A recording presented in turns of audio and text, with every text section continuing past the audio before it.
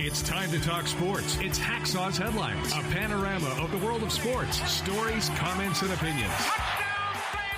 Now, here's iconic sports talk show host Lee Hacksaw Hamilton and co-host John Riley. Who wants to talk sports on a Monday? We do, you do. From the DIXIELINE Lumber and Home Center studios in San Diego, coming off a great sports weekend, we welcome you to our Monday bonus podcast.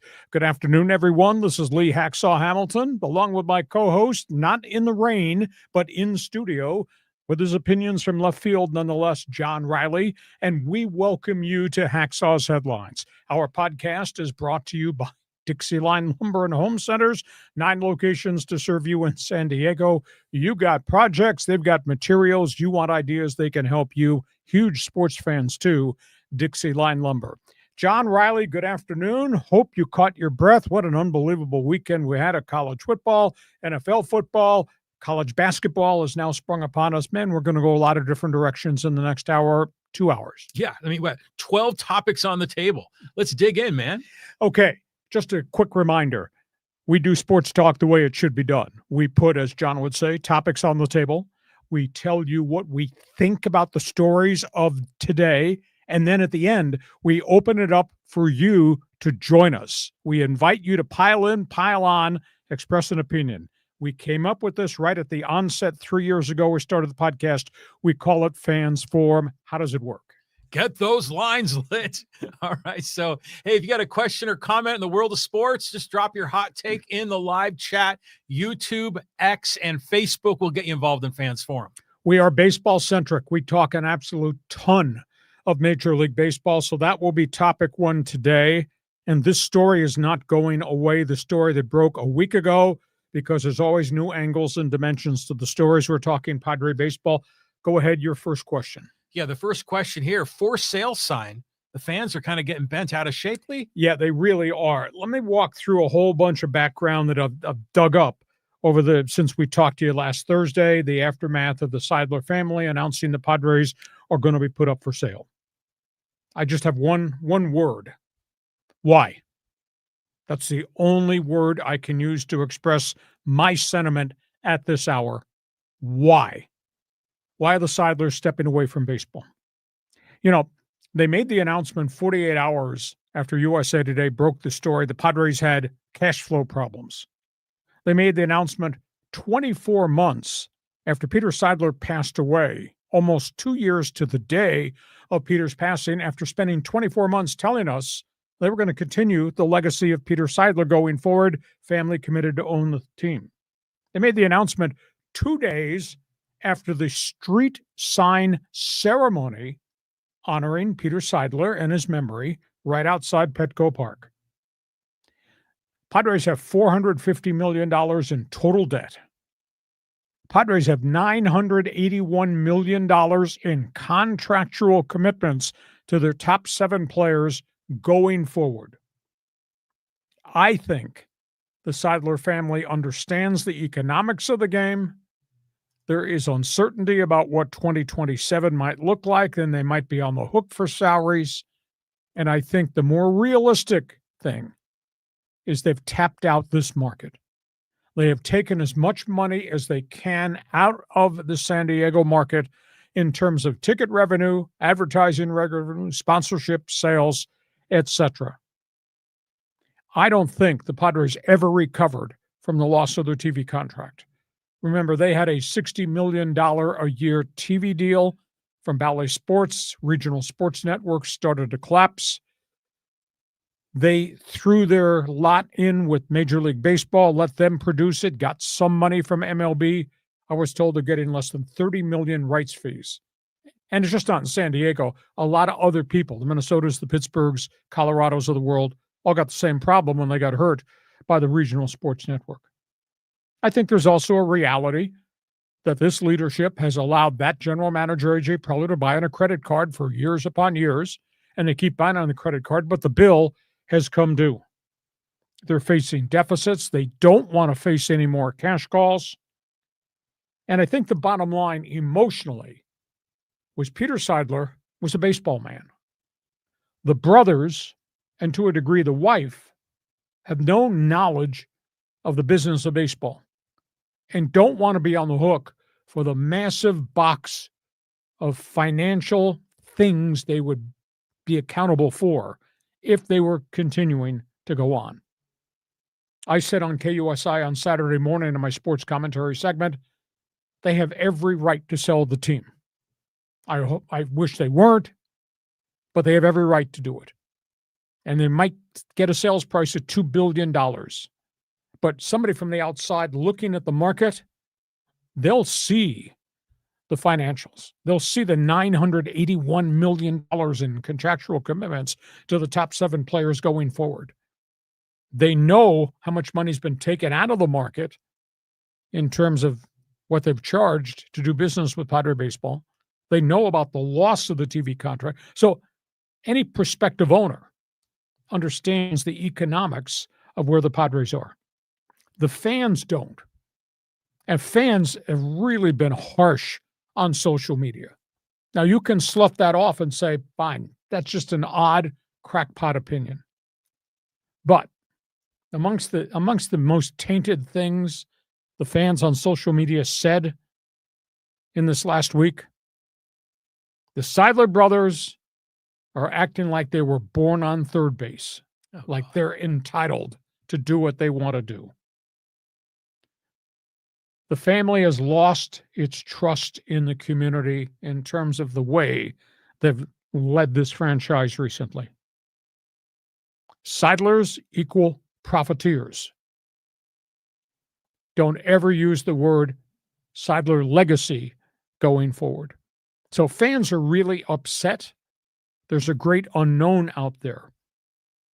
My right hand is of the opinion there will be money people who will come front and center and put in a bid on this franchise. Guys that have owned other franchises, guys that have wanted to be in Major League Baseball, they see the dynamics of the marketplace. There might be a $2 billion offer out there from somebody with deep financial pockets. That's what the right hand says, but the left hand is of the opinion everybody sees in baseball the financials and knows where the Padres are financially and what they have spent, what they're on the books for, and how much less they're going to be able to extract out of the community because the community might be financially tapped out. So, John, the only thing I want to know from the Seidlers, and I got great respect for everything they've done. I had a great relationship with Peter. I have a strong relationship with Tom. I don't know the other brothers. But the only thing I can ask is, why? Shouldn't we have an explanation why you want to sell the franchise at this point, 2 years in, having given us 5 years of really good baseball? So I've given you a lot of different angles. John, step up to the podium, hit a home run here for me. What is this, like a hit job on the Seidlers, man? Well, the fans are. Not me. Yeah, I mean, the way what you read there, I mean, by the fans was just awful. And I'm thinking, we had the greatest, it's a shame, by the way, that the greatest era in Padre baseball, and we still don't have a ring. But this has been a great time. The Seidlers have been wonderful.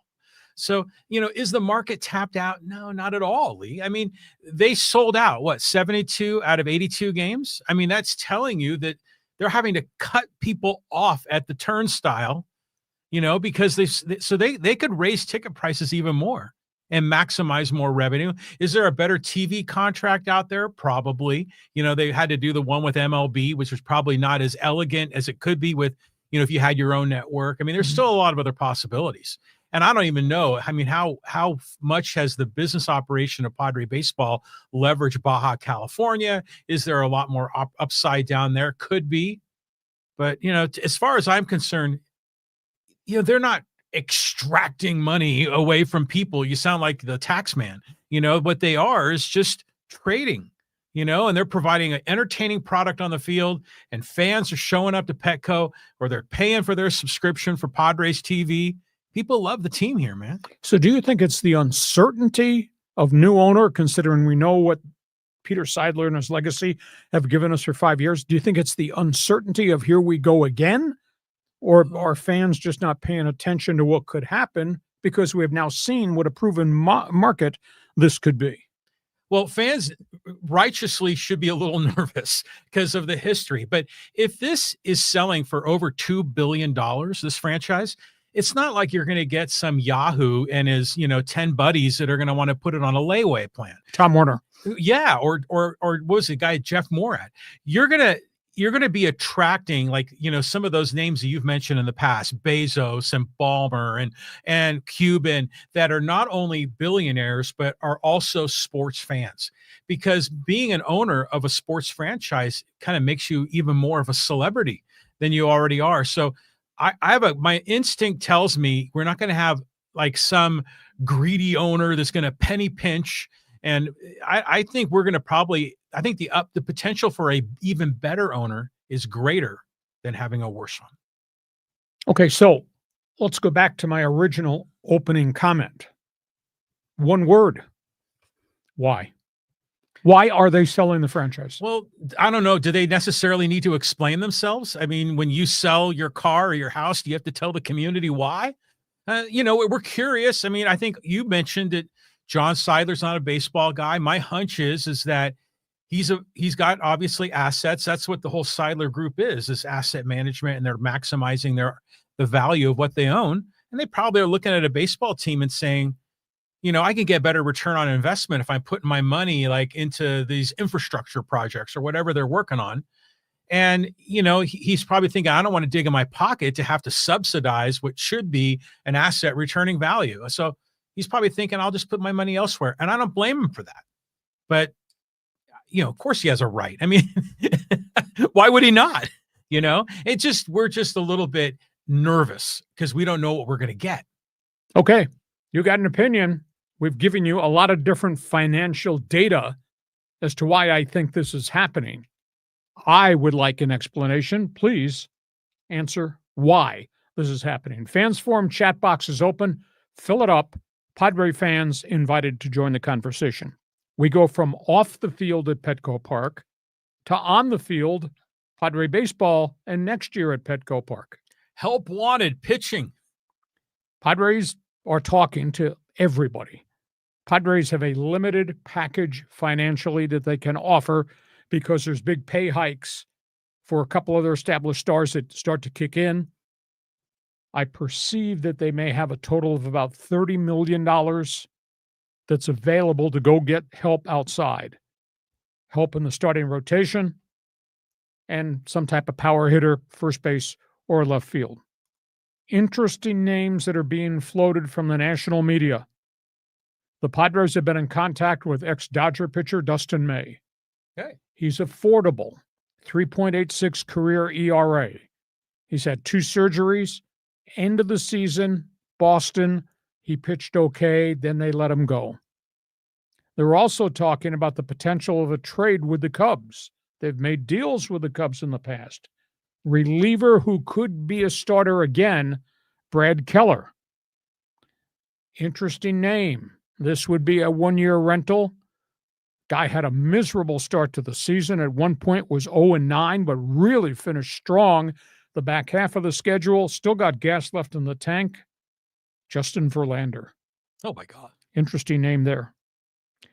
Concern. Report over the weekend that the Cubs are moving on Michael King. And they're willing to give him what he wants, which would be 3 years, maybe as much as $60 million. Houston has been in conversation with Dylan Cease. You wonder if that's going to happen. And Milwaukee's trying hard to re-sign Brandon Woodruff, who they gave the qualifying offer to for a base salary of $22 million. So the Padres are searching out there. And that does not include what's gone on in Japan, where they are talking to Tatu Imii. At this point in time, everybody's talking to him. I don't think the Padres are in on Shoto Imanaga. There's an age injury there. There's an injury issue there. I think they've backed away from the Japanese left-hander from the Cubs. So anyhow, that's the latest list of names. They need 2 starting pitchers, and they need some sort of power bat at first base or in left field. John, what do you think about the names that I just floated out there that they've had conversations with? Well, first of all, I think the Japanese pitcher's last name is Imai. I think that's how we pronounce it. And he does look like a very intriguing guy to get. All those names, I mean, the Dustin May name, I had no idea that he was going to be a free agent. So, I mean, before his last arm surgery, he was amazing. Yep. So can he rediscover it? You know, I mean, I don't know. I like the idea of, what's the kid that Morgan, you know, maybe making him a starter. I think that's something worthy of exploration. You know, Verlander might be worth signing just strictly so we could have Kate Upton sightings at Petco Park. That might be worth it. But how old is he? He's like 42? 42, and he was 0-9 at one point, and he finished with an ERA like 3.50 the back half of the season. Oh, that's like top 3 for our starters. Yeah. And then, you know, you mentioned Michael King is getting offers, and I imagine he will. He's a very eligible prospect out there on the market. I mean, yeah, I think he's going to maybe get a deal he'll be able to turn down the qualifying offer. Okay, that's all things Padres. We put new names up there. We're going to continue to dig every week as we go towards the winter baseball meetings. You're a Padre fan, your reaction to the laundry list of names that are out there. We go from Padre baseball. Let's talk Dodger baseball. Dodger baseball, trades and free agency. The Dodgers have continued their trade conversations with Cleveland about left fielder Stephen Kwan. 280 lifetime hitter, tremendous speed, great glove, some power. Cleveland's not going to re-sign him. Doesn't feel they want to pay that kind of money to anybody. That's the way Cleveland has done its business. The most unique aspect of the conversations, according to my contacts in Cleveland, are that the Gladiators, a.k.a. my Indians, are looking for 3-for-1 for Kwan. That's a pretty steep price. Gladiators? I mean, Guardians. Sorry. That's okay. I wear these glasses. My brain doesn't work very well. Anyhow, the Guardians, a.k.a. my Indians, are looking 3-for-1. That's an awful steep price. However, the Dodgers have got 2 tremendous young Double-A outfielders. I was told one of them has to be in the deal, DePaula or Hope. They've obviously got a load of young Triple-A pitching, led by Landon Knack, Bobby Miller, River Ryan, and Gavin Stone. They've got pitchers up top that are coming off surgeries. Suddenly, people are calling and inquiring on Bruised Dog Ratterall. So it's going to be very interesting to see what the price tag is. Many people had thought it was a lock they would sign Kyle Tucker. Kyle Tucker is represented by... Is it Boris? People are questioning that online, Lee. Well, that's what I was told. And the problem is they got stung last year because they signed a Boris contract, a.k.a. Michael Conforto. That was $17 million they could have given to me.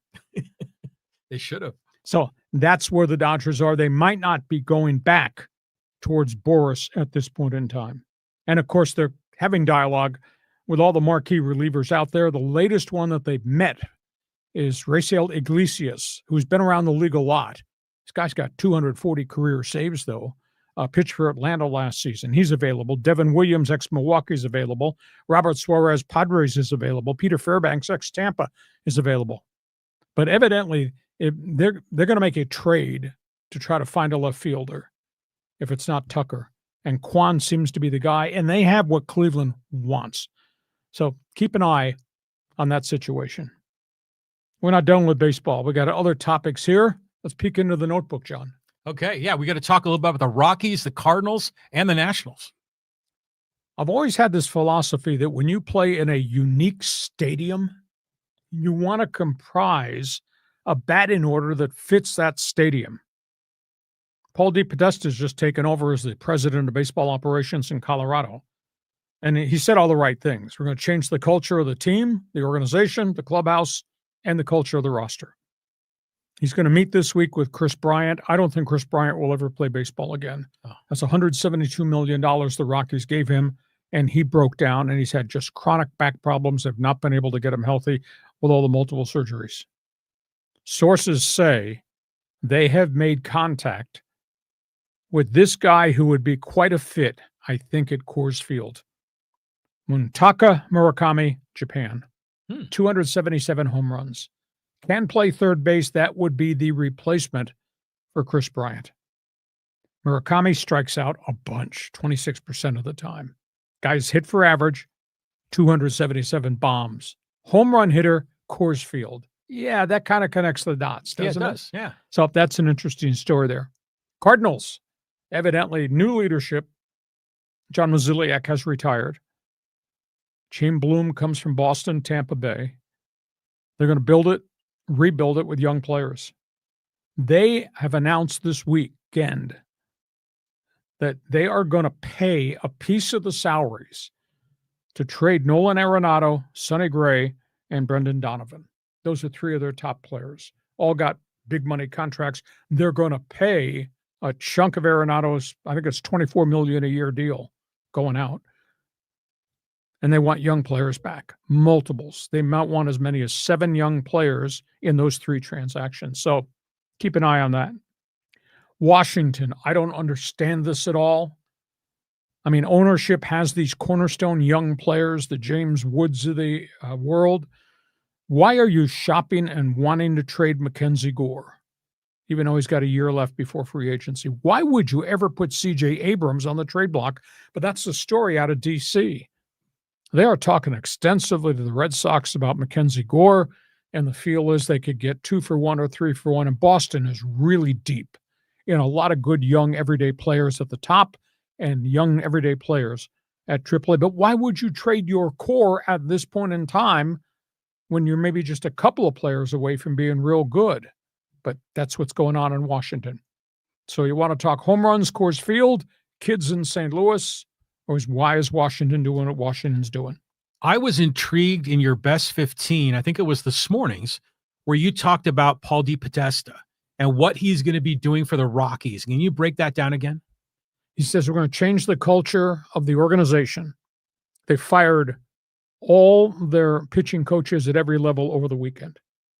They're going to bring in DePodesta type people to run the farm system. Wow. Got to hire a general manager. That's going to happen pretty quick, maybe before the winter baseball meetings in 2 weeks. I don't think they're going to hire a manager at this point because he's got other things to do. And he's obviously got to change the culture of the roster, going to change the culture of the clubhouse. They got to find pitching. That's item 1.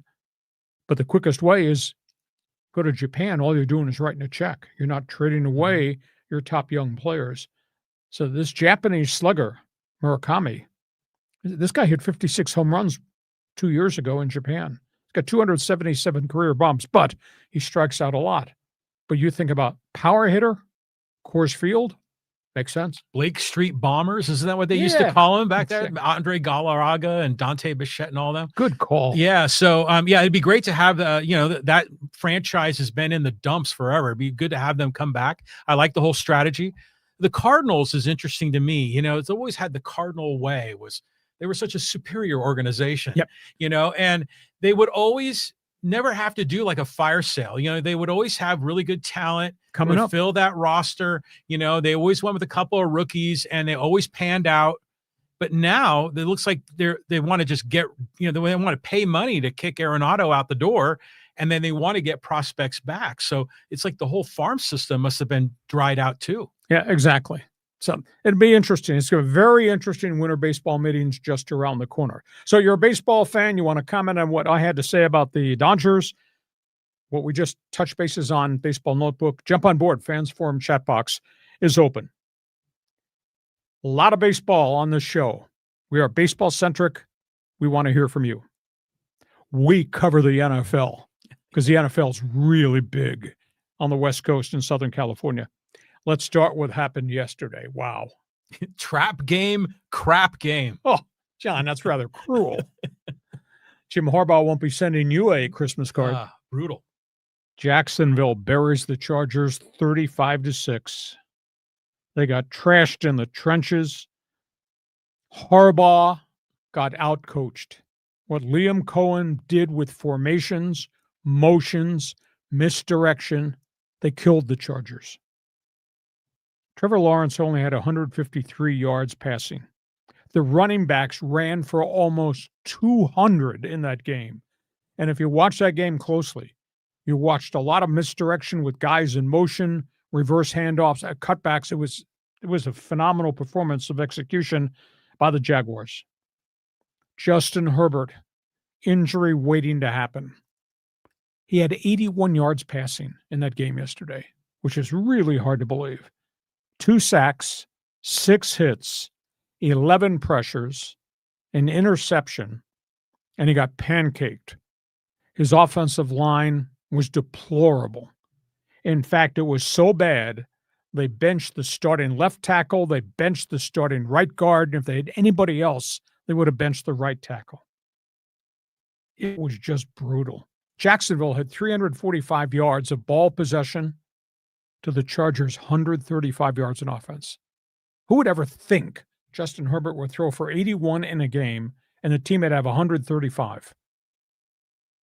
Jacksonville had 30 first downs. The Chargers had 8.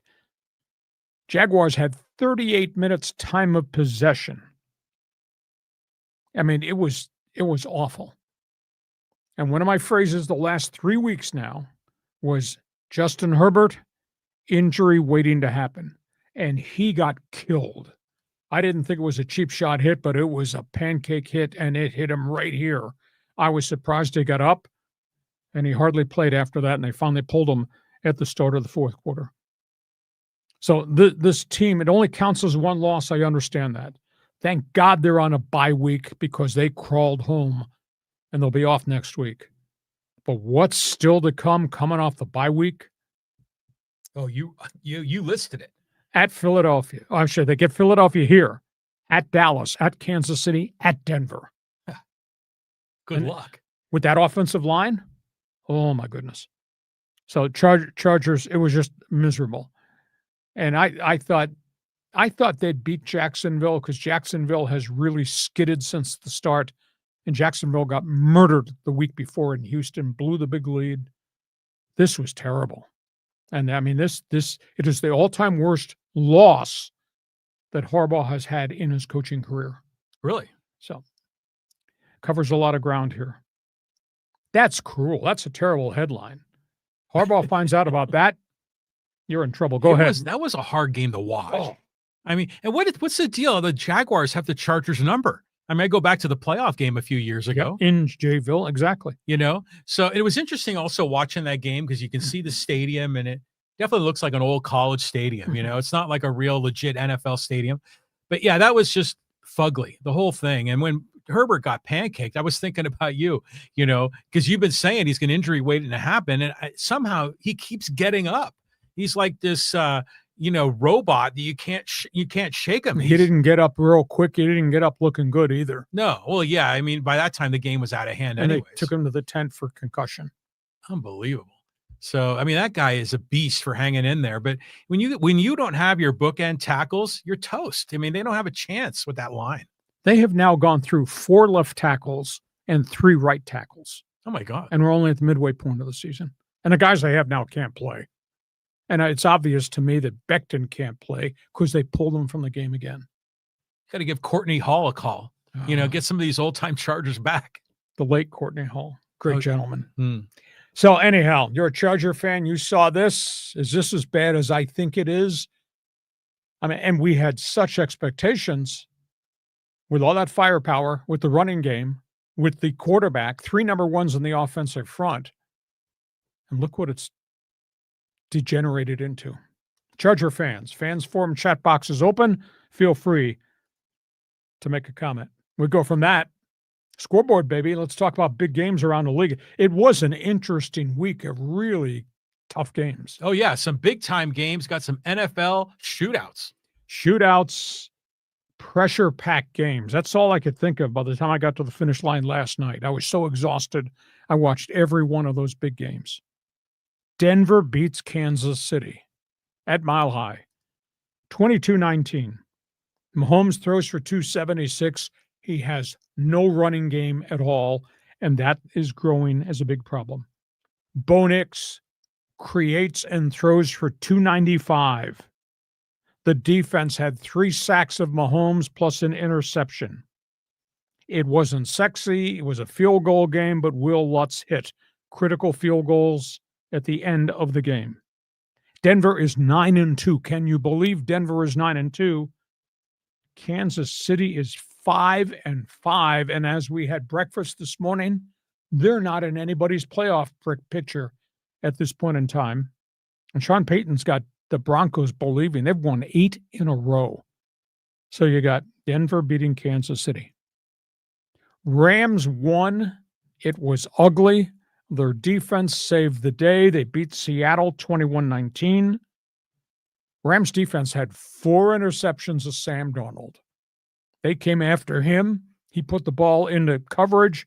He got picked. Darnold finished with 273. It was weird. Matthew Stafford only threw for 130 in the game, and they ran for just a shade over 100, but they kept getting the ball in good field position because of the picks. And then Seattle missed a 61-yard field goal on the final play of the game. Rams are sitting there at 8-2. And for the first time, the national media is of the opinion this might be a Super Bowl team. So Seattle could have won it, but 4 interceptions killed them. Detroit, Philadelphia. There's 2 ways to look at this. The Eagles have really started to come together, and they punched Detroit in the mouth. And nobody does that to a Dan Campbell team, but they did. So I'm going to ask you this. Philadelphia's play at the line of scrimmage with all those big bodies and what they're getting from their back 7. The Lions went for it 5 times on 4th down last night. They were 0 for 5. So Dan Campbell, too smart. I mean, he left a lot of points on the board, could have had a pile of field goals, and he wound up losing that game, 16-9. But Philadelphia just stood there and took it and then gave it back. Jalen Hurts looks good. How bad was it for Jared Goff? And Jared Goff had a quarterback rating going into the game, John, of 117. Jared Goff in the second half last night was 2 for 18 throwing the football. Brutal. He was under siege along the way. It was an amazing game. So Philadelphia gave Detroit a taste of their own medicine. Buffalo, Tampa Bay, Josh Allen, 44-22 win. Josh Allen, 6 touchdowns in the game, ties an all-time NFL record quarterback. Threw for 357, threw for 3, ran for 3. Tampa just does not have enough players. Baker Mayfield, he's been doing it. He's been carrying it himself all the season, but it caught up to him. Buffalo, coming off the crap loss in Miami, comes back with a vengeance. Home win. Josh Allen, 6 freaking touchdowns. What an amazing thing. So go ahead. You want to talk about the Broncos? Statement game by the Rams defense. Dan Campbell, too smart a guy. Talk about Buffalo. Go ahead. You know, that Chiefs-Broncos game was fun to watch. Yep. And I'll tell you what, we talked about this, I think, at the beginning of the season, is that Bo Nix reminds you an awful lot of Drew Brees, don't you think? Yes. I mean, just the way he moves in the pocket, the decision-making, he's not a sensational athlete, but he's accurate. He throws the ball well, and the leadership's there for a young man, so I'm happy. And it's kind of nice also that, there's a new leader in the AFC West. It's been Chiefs. So the Broncos are breaking through. That LA Rams game was just crazy. I mean, just the way that thing was, all the points that were scored, Seattle missing it on a field goal was 61 yards or something like that. These days, that's like a chip shot, the way the kickers are going. But yeah, that was a tough one. He kicked it long enough. He just kicked it to the right of the upright. He had distance to get it over, but it was here.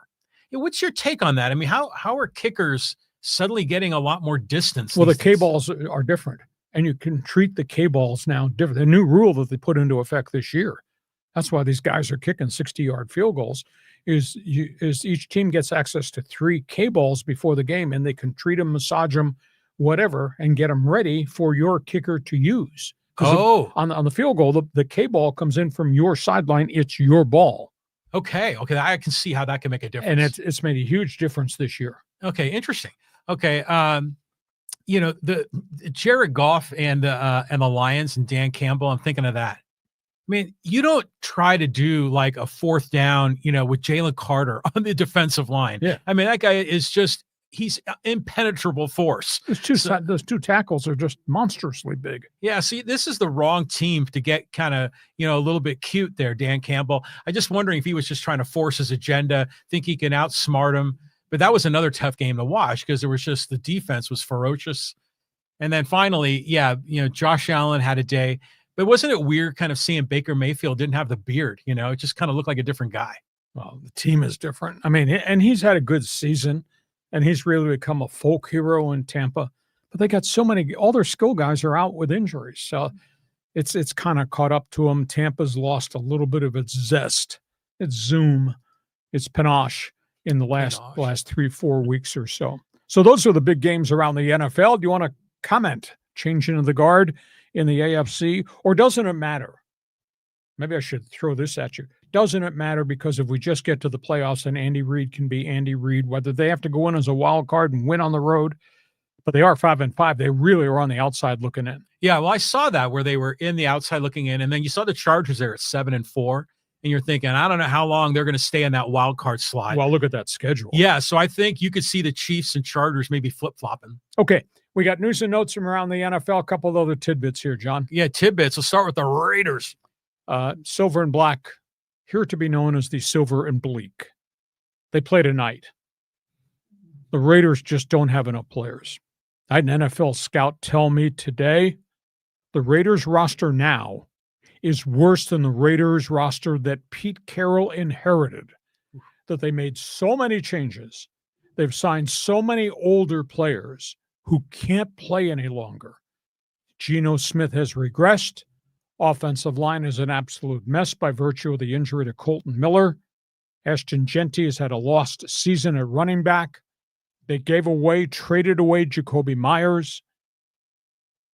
They've got obviously a great tight end. They have no back seven on defense. The Raiders are just a disaster. And here's another story, line that kind of connects to that. Chip Kelly, get this. He's being paid $6 million a year. Highest paid coordinator in the NFL. For what? For this. His offense, in every offensive category, and I get the packet every week from the league, his offense is ranked anywhere from 27th to 30th in every category.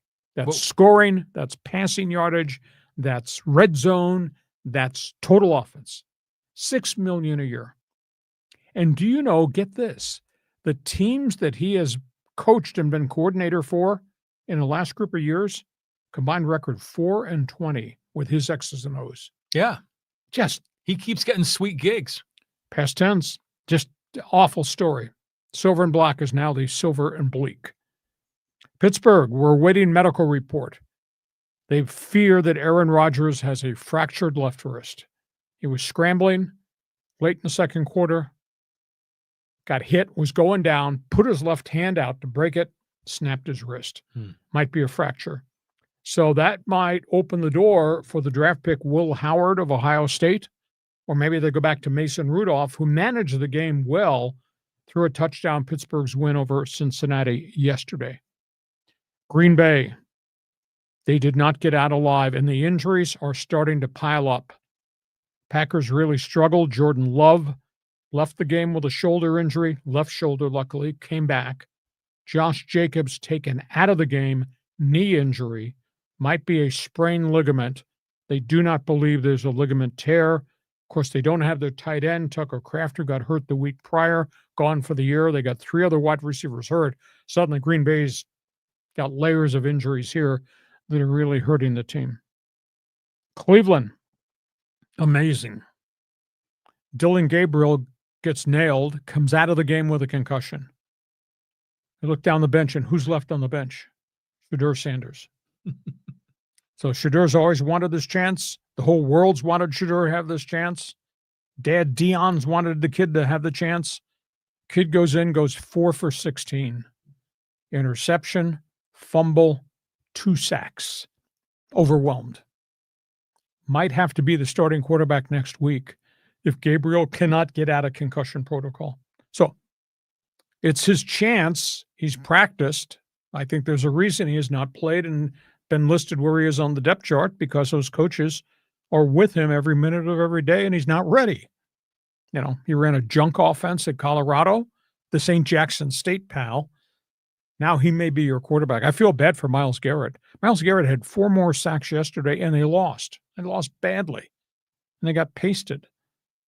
So, I mean, the whole Cleveland situation is just an absolute fiasco. but Shedeur Sanders might be their guy. Couple other notes just broke. Michael Penix, bright young quarterback, Atlanta Falcons, torn knee ligament. No way. He went down yesterday, first half. Kirk Cousins has to be the starter the rest of the season. That's a terrible story. It's the third time he's had an ACL tear in his career. He had multiples at Indiana and at Washington, and now this one with the Atlanta Falcons. Tough blow there. So those are storylines around the NFL. If you want to talk about the silver and bleak, feel free. I was thinking about, I said earlier how the Broncos are maybe an end of an era for the Chiefs in the AFC West. And all those teams have bounced around, but not the Raiders. The Raiders have been at the bottom of the AFC West forever. And you think, God, at some point they're going to cycle back up, and they never do. And we had so much optimism this year. What the hell happened? Oh, Geno Smith regressed. Lost the left tackle, Colton Miller. They've never had really enough wide receivers. Brock Bowers got hurt. He's got a knee injury, although he's come back and caught a pile of passes. Offensive line's just been a disaster. So on the offensive side of the football, that's a problem. Defensively, remember the name Christian Wilkins? Oh, yeah. Big defensive tackle they give a lot of money to. Mm-hmm. He got hurt. Malingerer. They released him. Nobody's touched him. Max Crosby's had knee injuries 2 years in a row, though he's playing hard and playing well. And we got to the offseason and free agency, and they lost all their marquee young guys that they were developing on the back seven, linebackers, corners, and safeties, all in other places. I mean, I was really stunned how many guys left. I thought Pete Carroll would have been able to keep some of these guys. And instead, Pete had to go out in the marketplace. Once the free agent window opened and these guys started jumping ship, they started to sign older veterans who had played for Pete other places. These guys they can't play. So the Raiders, they're 2-7 right now, and they play Dak Prescott and the Cowboys on Monday Night Football. And like I said, I had an NFL scout tell me this morning their roster now is worse now than the roster they inherited when Tom Brady came in and they hired Pete Carroll. Well, especially if all their young talent has been getting injured. Yep. I mean, it may be Ashton Genty's the next injury waiting to happen. But, they have the right leadership, right? I mean, they got the new GM from Tampa. Tom Brady is, in a lot of these meetings. Pete Carroll's a very competent, intelligent guy that can help lead. It's not Mark Davis calling the shots as much, right? Isn't he kind of relinquished a But you can't control? fix what's been wrong. I mean, they didn't get bad in 15 minutes. So 1 year of Tom Brady with Pete Carroll is not going to flip it. But then they got there and they lost so many players. God, it looks like a freaking expansion team. 1 step back, 2 step forward, maybe? We're in the back step right now, I think 1 step forward, 2 steps back, the way the thing is now constructed. how it's turning out. Yeah, not good. And then what do you think, Mason Rudolph era in Pittsburgh? Yeah, I would think so, because I don't think Will Howard's ready. But Mason Rudolph's been there for a chunk of time. But he played at Oklahoma State. He was very trustworthy. Yeah. Does he win a lot of games for you? No, but he doesn't screw a lot of games up. So wasn't he the guy that Myles Garrett body slammed that one time in a game? Ripped his helmet off. That's the one. Yeah. That's So but Pittsburgh's going to try to live off their defense and their pedestrian offense, and I don't think they go very far in the playoffs. We'll find out what the medical report is, but there was a fear that Aaron Rodgers might have a bit of a chip fracture. But again, you can. It's his left hand. Maybe he can play with some sort of cast. As you get older, your bones get a little more brittle. Why you're looking at me that way, as if I don't know that. And Shedeur, give him a week. Give him time to prepare. He was probably just overwhelmed emotionally by all that. There's been so much expectation around him, and he's all of a sudden unexpectedly put in the game. Let's give him another week before we write him off. This ain't Jackson State, pal. Oh, hey, no way. Okay. News and notes around the NFL. We get to halftime. You got a comment? Feel free. Fans Forum chat box is open. This podcast brought to you by DIXIELINE Lumber and Home Centers.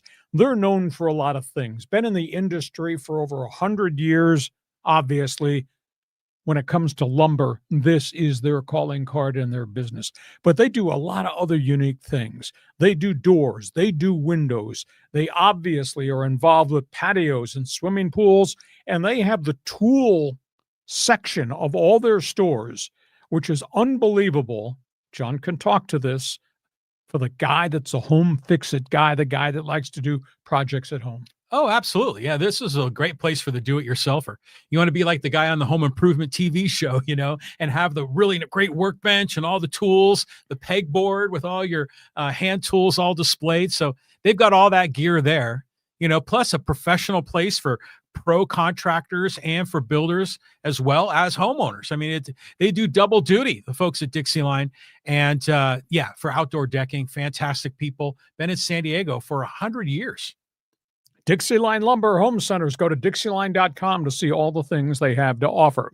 This podcast brought to you by DIXIELINE Lumber. Couple of notes when we're done, because we do sports talk the way it should be done with topics on the table. When we're done with this podcast, you get the invitation to take over this podcast. You become the co-host. It's called Fans Forum. John, for all the new people that are just joining us, how does Fans Forum work? How can they get actively involved? It's going crazy right now, Lee.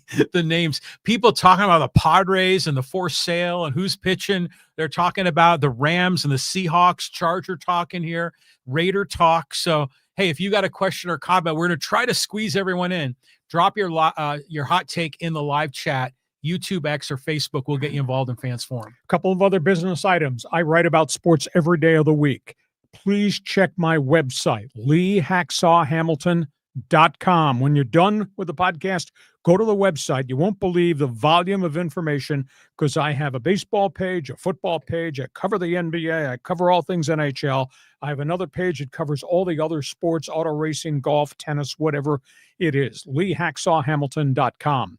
When you're on that, you can also register to join Hacksaw's Insiders Group. Right on the homepage, there's an orange box. Fill it out. You get on our email list. We send out 2 private emails a day to everybody in the Insiders Group. You won't believe that information we have. Want you to share. Tell everybody what we do Mondays and Thursdays at 1:30. Subscribe. When you subscribe on the YouTube channel, you will get the alert, ding, ding, ding, ding, every time we put new videos up on the YouTube channel, and we do that quite often during the course of the week. Want you to join my Twitter All-Star team on X. Just go to X, type in my name, Lee Hacksaw Hamilton, hit the follow button. Then you can join me in the Hacksaw mini polls that I post every night. We're everywhere. John's got this content everywhere. John just told me he does all the research on this. This is all beyond me. I do the topics on the table. John does all the other stuff. Our podcast this past Thursday, by the time we got done with everything we do, the podcast, the commentaries, the additional videos and stuff, we had over 10,000 hits since last Thursday. It's way over that, actually. Yeah. I mean, the last our numbers are way more than that. I don't want to go into all the detail of the analytics. But anyhow. But it's all good. I mean, the audience, thank you. I mean, you guys are helping make it a success. It's all your fault. And all the numbers are going up. You're a blowtorch signal of sports commentary. So just keep bringing it and the fans will show up. Good deal. But anyhow, that's how to follow us. Hope you'll join us on every platform and help us a great deal. Give us a thumbs up. Hit the follow button. Give us a 5-star rating. You don't know how much that helps us with the growth of this podcast. Okay, we go to the second half because we covered baseball. We covered the NFL. Let's talk college football. College football. We had games in the rain here. AZTECS, Trojans, and the Bruins. It was a slog. It was a slugfest. How about San Diego State punching Boise State in the mouth? I went to Sean Lewis's press conference today, and I always ask the first tough guy question.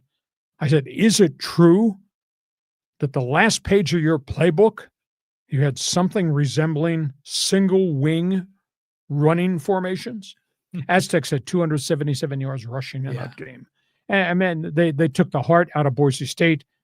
Jaden Dennigal did not do well, but they couldn't throw the football because it was raining so hard. He only threw for 17 yards. It was really impressive what San Diego State has done. They are right on the doorstep of being 10-2. Think about that. Yeah. Considering where they were the last night of last season at 3-9 and losing players. They have the potential to be 10-2. Here's the other piece of the equation. A year from now, they're going to be in the newly constructed Pac-12. Oregon State, Washington State, and everybody who's coming from the Mountain West. If San Diego State is the elite team in the Mountain West this year at 10-2 and go to the championship game. They'll be the elite team when the Pac-12 season opens next year with the reconstructed league. And they might have a better football program than virtually anybody else in the new look Pac-12, which would mean if they can duplicate this next year because the foundation's been laid, I mean, 10-2 is a hell of a turnaround. If they lay that foundation this year and they can carry forward with it next year, the winner of the new look Pac-12 automatically qualifies for a shot in the college football playoffs. Think about where they are, who is going to follow them into the new conference, where they stand from a football standpoint. So, I'll tell you, the arrow's pointed up. San Diego, are you paying attention to any of this? What that coach has done and accomplished? Feel free. Jump on board Fans Forum chat box. Let's talk about USC. Got to find a way to win. They were down at home in the rain to Iowa 21-7, and they came back. They scored 5 possessions in a row against the Hawkeyes. Posted the victory. Jaden Mayava threw for 254, and the defense played much better football. They scored 5 possessions in a row against tough guy Iowa Hawkeyes. UCLA, got killed at Ohio State. What made it worse was Nico Iamaleava, the quarterback, woke up with headaches on Wednesday. Suddenly, he's in concussion protocol, so they had to go with an untested quarterback. Ohio State piled up 440 yards in that win against UCLA. Julian Sayin threw for another 80 and more touchdown passes. Buckeyes look untouchable right now. And UCLA looks unfathomably bad. So you want to comment? Aztecs, Southern Cal, Bruins. So you had mentioned this before we got started today, that the new Pac-12 is going to be a Power 5 conference that will be, baked into the college football playoff structure. See, I didn't realize that. I thought that they were going to be like a group of 6. Nope. They were going to be mixed in with the MAC and everything. So this is good news. And to your point, and if the Aztecs could be the champion of this conference, then pick up the flag and go across the street to the new conference, follow me, and you look at what is in that conference now, there's nothing there in terms of football. Yeah. I mean, well, of course there's Boise State. I mean, there's nothing, compared to the other teams in that conference, the Aztecs would certainly have a leg up. So, hey, that's promise. That's a leapfrog. This is how this Pac-12 thing could be a better deal, more than just a Mountain West 2.0. But that game itself, good on the boys for taking care of business. It was a little bit, not sexy to watch the game, but, they got the business done. It was a slog. Yeah, it was. And it wasn't as much rain as I think we all thought there was going to be, but, good on them. SC in the rain as well. Iowa's always a tough call. And then when UCLA was going to play in Columbus in the Horseshoe, I mean, that's probably what Iamaleava was probably had a headache about, thinking about what was going to happen. I mean, that was going to be a beatdown. And Ohio State is dominant unless maybe Indiana surprises them. No, that'll be in the Big Ten championship game a couple weeks out from now. That'll be worth watching. So I'm just asking the question. San Diego State fan, friend, alum. Are you paying attention to what's going on Montezuma Mesa? I didn't think they could ever be 10-2 like this. Hell, they might be 10-2 by the time we get to the finish line. What do you think about that? Okay, we go from that to what's gone on around the country. Let's take a look at the scoreboard in college football. And here we go. Oh, we're just talking about IU. Indiana just slugging people. Fernando Mendoza throws for almost 300 yards, 4 more touchdowns. Indiana remains number 2 in the country, right behind the Buckeyes at number 1, and they're on a collision course to play in the Big Ten championships. Texas A&M is not getting a lot of national ink. They trailed South Carolina 30-3, and they came back. And this quarterback, Marcel Reed, he's not getting any national ink either. He throws for 439 and 3 touchdowns against the Gamecocks as the Aggies come back and win. Oklahoma, big upset in Tuscaloosa against Alabama. And it wasn't Johnny Mateer's doing. It was the Sooners' defense. Boomer Sooner, 3 takeaways in the course of that game. And they withstood Bama's quarterback, Tyler Simpson, who threw for 326. Huge. I would have never thought Oklahoma would have won in Tuscaloosa. Georgia trashed Texas. Gunnar Stockton throws 4 more touchdown passes. Arch Manning really overwhelmed. Texas has lost 3 games in a row. See ya. They're out of the championship picture. Couple of other notes. Virginia Tech has just hired its new coach within the hour, James Franklin. Penn State. The boosters loaded it with money. Penn State is off the financial hook for the buyout. James Franklin, unique guy. Granted, he did not win big games at Penn State, but his ability to flip programs, turn programs, recruit unique kids, academic kids, because he did great things at Vanderbilt before he went to State College. Now he's down in Blacksburg. He goes to Virginia Tech. It'll be interesting to see where he's going to be able to go get players immediately, because he is a good recruiter. North Carolina, Bill and the Babe, the hoodie and the hot pants. They got punched in the mouth by Wake Forest. Wake Forest ran for 233 yards on Belichick's defense. North Carolina's 4-6. Before the game, Belichick, via Instagram, via his fiancée, put out this big message: I am not a candidate for any job in the NFL, taking his name out of the potential for the New York Football Giants or any other job. And he signs off at the end, on to Wake Forest. And they went on to Wake Forest and got punched in the mouth by the Demon Deacons. So that's an interesting story. And here's a bad part of college football: transfer portal, NIL, money. Miami of Ohio, pretty good program, Mid-American Conference. They just lost their quarterback. He's walked out on the team with weeks left in the season because he doesn't want to get hurt. And he's a really good player, DeQuan Finn. He'd started at Toledo for 3.5 years, wound up at Miami of Ohio, NIL transfer guy. He's got almost 9,000 total yards, 106 touchdowns. He exits the Miami Red Hawks program with 3 weeks to go in the season. Not going to play anymore. Isn't that trashy? It's got to be personal issues, no? No. He wants to prepare for the NFL draft. He's not an NFL quarterback. He might be a Canadian Football League quarterback. He might be an NFL wide receiver. It's terrible. Turning your back on your teammates with 3 weeks to go in the season. Yeah, it is. So anyhow, news and notes, college football. Feel free to join us. Want to hear what you've got to say. Jump on board, Fans Forum. We go from that. Let's talk NBA basketball. NBA, we got Mavs, we got the Pelicans. Well, tell you, this controversy in Dallas just will not go away. They are so enraged months upon months after the Luka Doncic trade with the Lakers. Now the legend Dirk Nowitzki has stood up and sounded off, saying it's time for Maverick fans to support the players that are here now and stop the negative vibe that's in that building. Last week, they fired the general manager, Nico Harrison.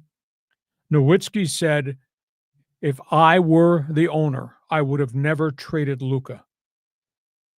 And that despite the fact that Luka smoked cigarettes and seemed to be perennially out of shape and there were injuries, etc.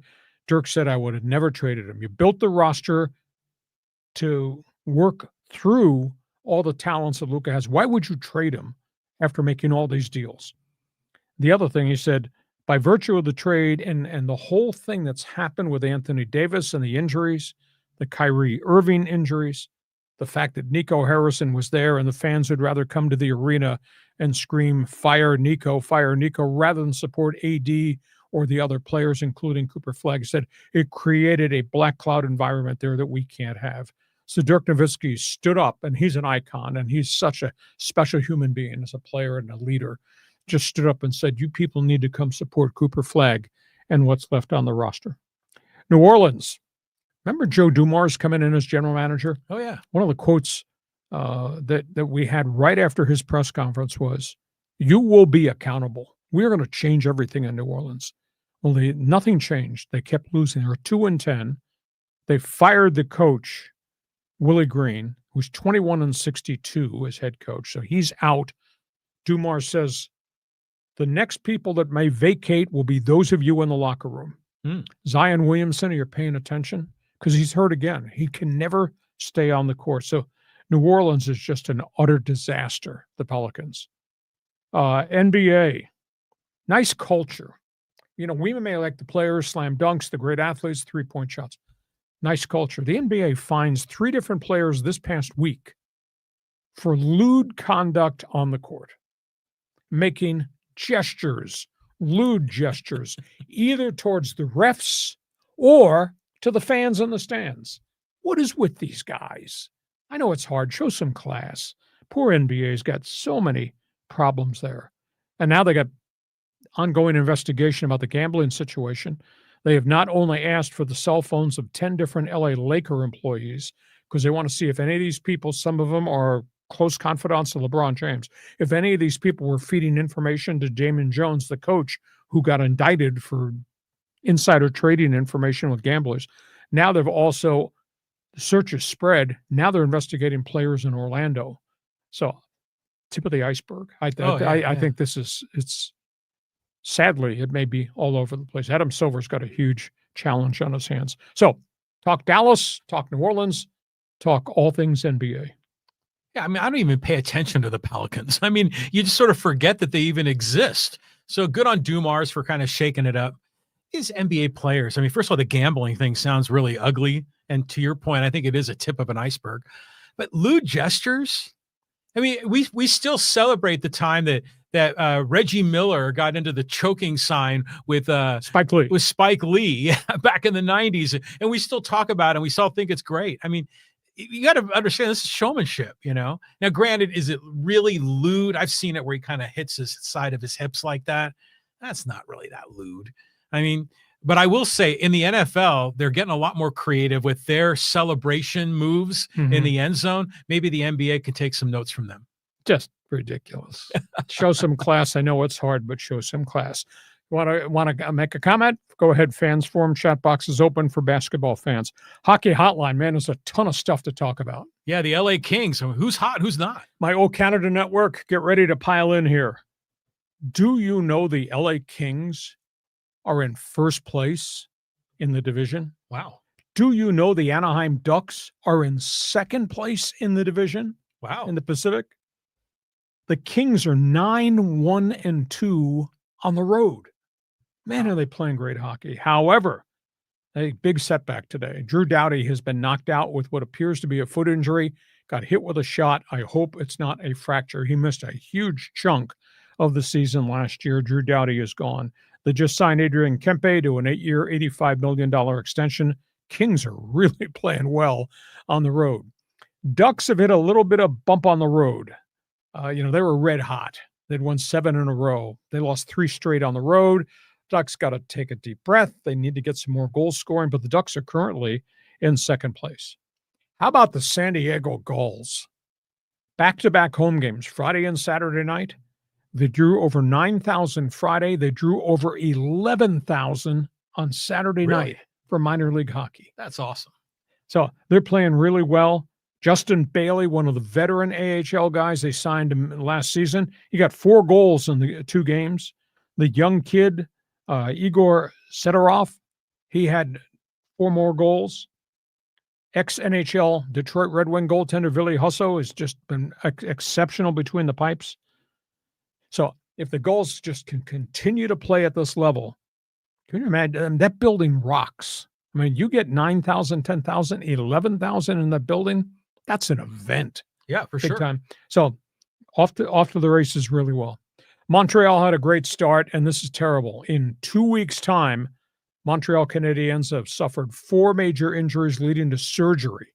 They've lost a lot of their goal scorers, and all of a sudden, they can't score goals. Tough setback because Montreal was hot out of the gate. Maple Leafs, we're waiting for something to happen. I don't know if Craig Berube is going to survive this. He's the second-year coach, or is this just a byproduct of injuries and the fact you let Mitch Marner go? They're 8-9-2, and now they've lost Austin Matthews, their 60-goal scorer, with what appears to be a leg injury or a knee injury. Toronto's in big trouble.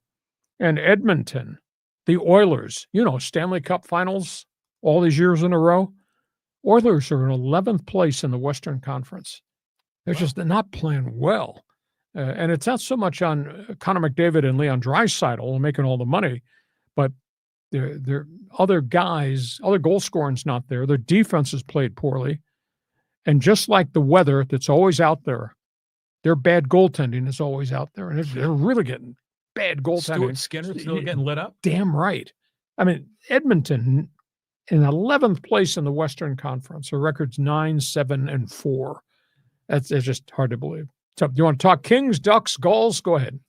I just want to say that it's interesting how in San Diego, California, we have this stealth hockey audience that you don't really expect to be here. But when they show up at the sports arena, that's cool. I mean, that's a really cool thing. I mean, they're getting close to tearing that thing down. I mean, do the Gulls have like a contingency plan where they're going to play if they lose the arena? No, at this point in time, they don't, or at least they've not spoken about it. But that tearing it down, that's a long way down the road. In only a few years. There's so much political red tape. It's a quagmire. It is. But I'll tell you the most unique thing. 30-second story. When I had gotten wind, I was working at CW6 at that point in time. This might have been 2017. I had gotten wind the American Hockey League was going to expand and that San Diego was coming into the league. So through my sources, I broke the story on Channel 6. Anyhow, when they officially announced it, they announced we're going to hold a fan fest in February, just an introduction. We're going to open up the sports arena and we'll have events, etc. Mm-hmm. And they asked me if I would MC part of the fan fest. Oh, cool. So I went down there on a Sunday afternoon, and there were 8,000 fans that showed up. Hell yeah. And I walked around that outer concourse before the event started. And a lot of people knew me because I did a lot of hockey coverage when I was doing sports talk radio on 690 and 1090. Well, you're pretty recognizable too. Yeah. And I was absolutely stunned. And if you go to a Gulls game now, you see the exact same thing on the outer concourse. Everybody's wearing somebody's jersey. Nice. Red Wings jersey, Ranger jersey, yes. Penguin jersey, Kings, Ducks jersey, Oilers jersey, Montreal Maple Leaf jerseys. I mean, the reason San Diego's a melting pot. There's a lot of people moved here from other places, notably the Pacific Northwest, some from Canada, Eastern Canada. So the Gulls, if the product is on the ice, the Gulls are going to draw an absolute ton of people. Now, the Ducks have let them down 3-4 years in a row. They haven't been in the playoffs because the product's been so bad because the Ducks have drafted the kids and taken the kids right to the NHL rather than put them here. Well, now for the first time, they've got a group of young kids that have been allowed to stay here for a second year in a row, and the product is much better on the ice. But this, I maintain, because this is a melting pot of hockey fans from everywhere, this is a really good minor league hockey town. And I'll tell you what, if you average, they have averaged in the early years when they were here, the first couple of years, the relationship with the Ducks was pretty good, and they had good players. They averaged 10,000 fans, 9,800 fans. You make a lot of money for the big club. And if they average 10 or 11,000 in this building now, wow. Yeah, wow. Yeah, good on them. So go Gulls, hockey season, man. I mean, it's weird. I'm still getting over baseball. I mean, we're watching a lot of football, basketball starting, and then, oh my God, it's hockey's going on too. Well, they play Saturday night or Sunday nights. They've through the American Hockey League, they've been able to finagle a lot of really good Friday night, Saturday, Sunday weekend dates. Oh, excellent. That's cool. Yeah, it is. Okay, so you're a hockey fan. Old Canada Network, feel free, jump on board. Last topic on the table before I get to Fans Forum, hot headlines going here, there, and everywhere. The high-speed sports bar. Hey, the Grey Cup. Canadian Football League Grey Cup. It was wild. It was in Winnipeg last night. It was chilly, but it did not snow. Saskatchewan Roughriders beat the Montreal Alouettes. Pretty close game, 25-17. Game of turnovers. The Rough Riders intercepted 3 passes and then made a goal line stand and recovered a fumble in the end zone at the end of the game to preserve the victory. Trevor Harris, veteran quarterback, throws for over 300 yards in Canada in the wind and the cold and wins his 3rd CFL Grey Cup win. So it was a really, really good performance. So outside of one Grey Cup. Soccer, Team USA. A couple of different storylines here. Team USA beat Paraguay 2-1. The kids, because of injuries, the kids won the game for them. Gio Reyno scored a goal. And then Phobal Logan scored another goal. Team USA wins again. They did not have Pulisic. They did not have Tim Weah. They did not have Weston McKennie. This was the young aspect of the roster. So they're playing really well with the kids together. The other soccer story is really something different. Mauricio Pochettino just announced on the weekend that when they reopen their camp in January to begin the actual prep, they'll have a camp then and they'll have a camp in May. And the May camp will then lead him right to the World Cup. He's only inviting 26 players. He's only inviting the 26-man roster. He says, I went back and looked. He has looked at 71 different players through the buildup to the World Cup. So he's got a lot of data and information about who's where, whether they can contribute, who played well with who, etc. He says he does not invite a big crowd to come to his actual World Cup preseason training camp because he doesn't want to have these guys compete and then send them home. He thinks that's unfair. So he says, my 26 will be my 26, and this is the way we're going to build this thing. Interesting perspective, very different. The guy in the green jacket on the left, this is a horrible story. One of the great community college JUCO coaches in the country. His name is John Beam, Laney College, San Francisco, Oakland. He sent like 63 kids to Division I programs. He was shot and murdered Friday on the campus. They arrested a 27-year-old former player, had never played for Beam, never played at Laney. But you're talking about the morning. NFL saluted him. College football saluted him. We don't have any motive as to why John Beam was killed, but he was shot on the campus between classes on Friday. The other picture, this is one of the great ones. And again, we talk a lot of auto racing. I talk F1. We do talk IndyCar when it runs. We talk some NASCAR. NHRA does not get as much coverage as it should. John Force, he is one of the great personalities of all time, is just retired.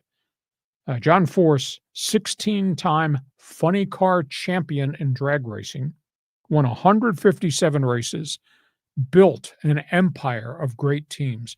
John Force is to drag racing, Roger Penske is to IndyCar racing. To Joe Gibbs is to NASCAR. Special man. He was involved in a horrific crash last summer. 300 miles an hour, his car exploded.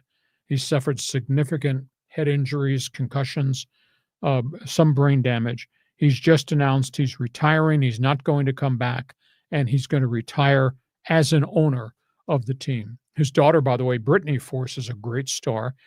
She simultaneously announced she was retiring because she's going to start a family. She's won 19 races in like 4 years, racing under the John Force banner. Brittany ran 343 miles an hour last summer. My God. In a drag racer. What phenomenal. That's fast. Yeah. Anyhow, so news and notes. You want to talk Canada? You want to talk soccer? We'll talk terrible tragedy in football and obviously drag racing. Yeah, it was interesting. In the Grey Cup, I was reading your overview in the best 15, and you were calling the Rough Riders the Roughies. Is that like their nickname? Yeah. Green uniform, Saskatchewan Rough Riders. Different from the Ottawa Rough Riders, who are now called the Ottawa Red and Black. Wait, so there's two teams in the CFL that are called the Rough Riders? Right. Although Ottawa is now going by the second nickname, Red and Black. Okay, that must be a Canada thing, it's what Rough Riders mean. I always think of Teddy Roosevelt with the Rough Riders. Yeah, exactly. Well, the Canada thing, the CFL came from rugby. That's where this whole thing started. Oh, okay. And then, the Team USA, it's interesting. He's only bringing 26 to camp, Pochettino, but I'd imagine he knows who's in the on-deck circle. Mm-hmm. If there's an injury, he's got someone he can call. Yes. So it's probably going to be okay. The John Beam is interesting. First of all, I remember him from the Netflix series, Last Chance U. Yes. And you hear all this outpouring of sorrow about how special of a man he is. It's a sad story. But it's interesting. Whenever I have to say his name, I have to be careful how I say it, because I always want to say Jim Beam or Johnny Walker, but it's John Beam, we lost a great one there. And then John Force, which by the way is a great name in auto racing, just drag racing in and of itself. It's just a wild sport. And I remember as a kid going to the Fremont drag strip up in the Bay Area and watching those cars go. And then you get a bunch of amateurs that are out there. They get to do it as well. But I mean, that's just like, that's crazy. I mean, the way they go flying down and they have the parachute and everything else. Yeah. If you want to see a really bad video, just video John Force crash. It was at Richmond last summer. I mean, it was unbelievable that he was able to be pulled out of the car and was still alive. By the way, I had a quote here from two players that I wanted to mention about the passing of John Beam and the incident at Laney College up in Oakland. One quote came from one of his players who's in the NFL. He was a teammate to everyone. He dedicated his whole career to those inner city kids that he coached up. Good man. And the other one, he was a leader who shaped leaders. I mean, you can't express the value of that man much more than those two phrases. Yeah, very special man. Lost a great one. There's a lot of good quality football coaches that are not in the limelight, right? And they influence people and Big young time. people. Yeah. Interesting. Anyhow, it's your turn now to take over this podcast. It's time for Fans Forum. This podcast brought to you by DIXIELINE Lumber and Home Centers, 9 locations to serve you in San Diego. You got projects, doors and windows. You got projects, back patio out by the swimming pool. You need ideas? Go to DIXIELINE. Go to DIXIELINE.com to see all the things they can offer for you. John, I'm ready. You're ready. Yeah, I do think we have a few hundred people here ready on Fans Forum. Yeah, we do. Okay, let's go to our friend David. You put a couple of bucks to it. We put you to the top of the list. Thanks, David. Hey, you generalize Padres fans. They love the team because they're winning.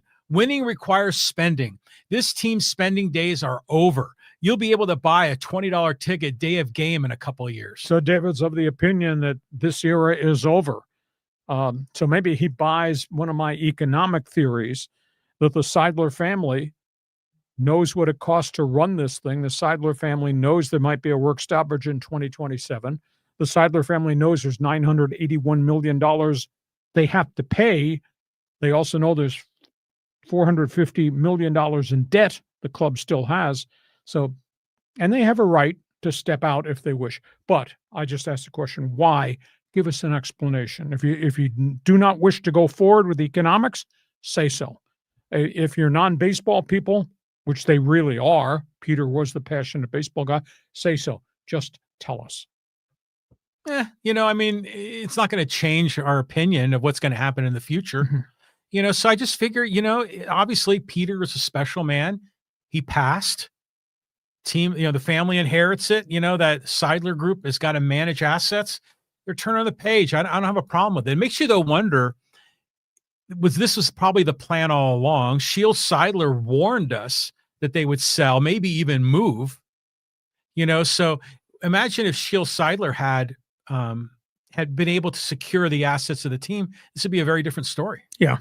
But again, you're still facing the economic reality of all those numbers I just posted for you there.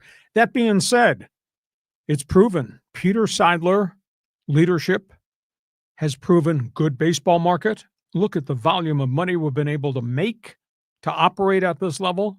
That message goes out to everybody, how special Petco Park is, Gaslamp Quarter, baseball tradition, melting pot marketplace.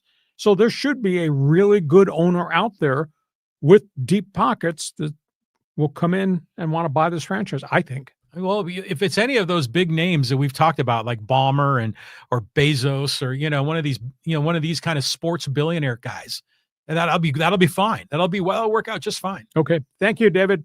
Okay, let's go here to Matthew. He goes, Peter would still have faced TV contract issues if he was still the owner. Well, true. He put his faith, obviously, in MLB. MLB by 2028 is going to hope to take everybody's broadcast in-house and form a super network. I think that it was called Team 30 was the concept that Rob Manfred had worked out.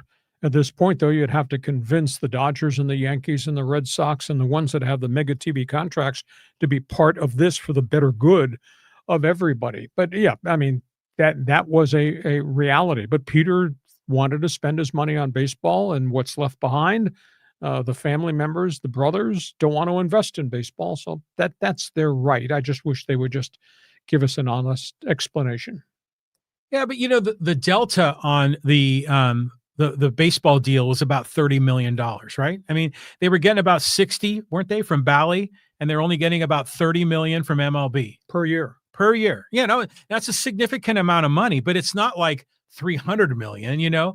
It's probably manageable, and I would imagine as the MLB streaming, or are they going to stick with the MLB platform, or are they going to go with some other carrier? Because in other markets, there are still regional sports networks, right? Some regional sports networks, but the big picture is the TV contracts with the big networks all expire simultaneously, and Manfred wants to take everything in-house, but he's got to convince the Yankees to do something different financially with the Yes Network and the Dodgers with their Spectrum Sports Network. That's their strategic advantage. It's big time. Yeah, big time. Okay, let's keep moving. We'll go to Carlos.